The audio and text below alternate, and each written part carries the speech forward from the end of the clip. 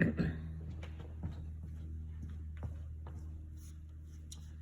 everybody. So this is going to be a short little video, but I do want to show you something that's basic to all of these sports. And the bottom line is, if you can get some of these basics, you will be able to go and be successful moderately. You still need to practice at most of these sports. So let me show you what I mean, because a lot of these sports have just about the same movement pattern. If you're good at one, if you understand the mechanics of one, basically they carry over to another. So where do I start? Let me start with, let's say, baseball. I'm not going to hit the ball, but you're going to see the similarities, and I'm going to walk through each of these sports. I've got 5 sports here, and you'll see some of the similarities. You stand with your shoulder widths apart, bend your knees, and you're going to hold the bat up here like this. And then obviously you're going to watch the ball as it comes in. Okay? That is not going to be too much dissimilar to throwing a lacrosse ball. Shoulder width apart, knees bent, and your stick is up here like this, ready to go ahead and step. Same thing. I didn't show you this in baseball, but in lacrosse it's the same thing. You're stepping in, moving the stick like that. Okay?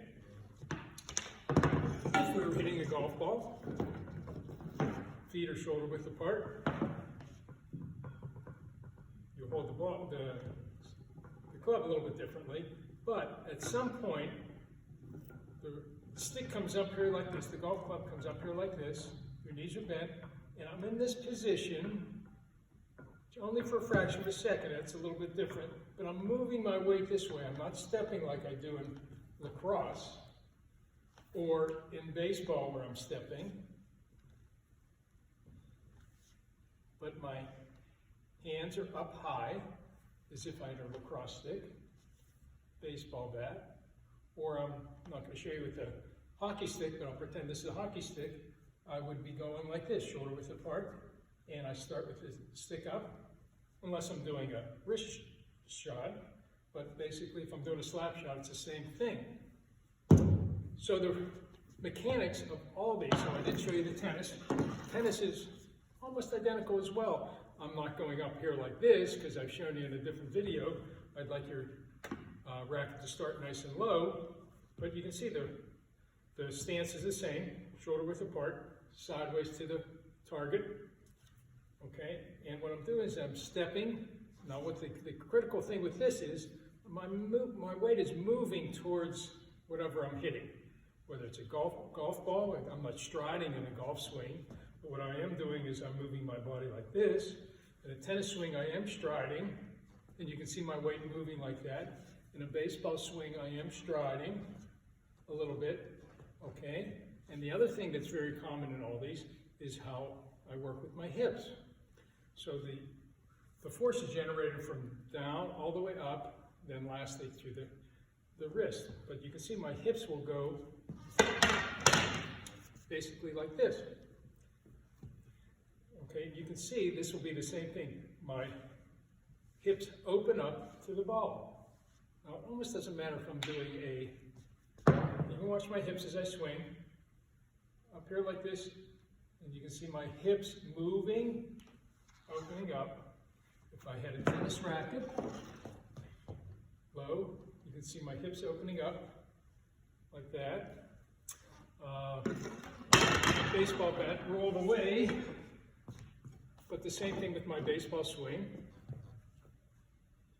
I stride, and my hips open up, and that's where I'm starting to get a lot of the power of all these things. From my ankles, to the knees, to the hips, and then the very last thing that really gives me power is my wrist action here. So at the last minute, I'm bringing this bat down, and I'm cracking my wrist like this. Tennis is slightly different. Sometimes I like to have my wrist not as movable as it is in baseball. And the newer swings are really exaggerating that roll. Certainly in golf, the way that you're going to generate the power is the last minute you bring your wrist down, and here your wrists are going through, almost like that baseball swing where you're going through like that. So if you can learn the mechanics of any one of these, they transfer over to the mechanics similar to any of these other sports. So just spend some time with your choice. Pick one of them, but what I'd like you to do is mindfully be alert. What is happening with my hips as I swing this baseball bat? What are my hips doing? Can I feel what my hips are doing? Are they opening up? Can I feel if my wrists are snapping through the ball? Whether I'm playing golf, lacrosse, baseball, same thing. So what you want to try to do is to see if your mind's eye can feel these things, and that's a good way to self-correct. Am I getting my bat up here like this? Okay? Am I striding? So all these things you can work on. Just pick out one little of the things, of the mechanics that I told you, and go through your swing.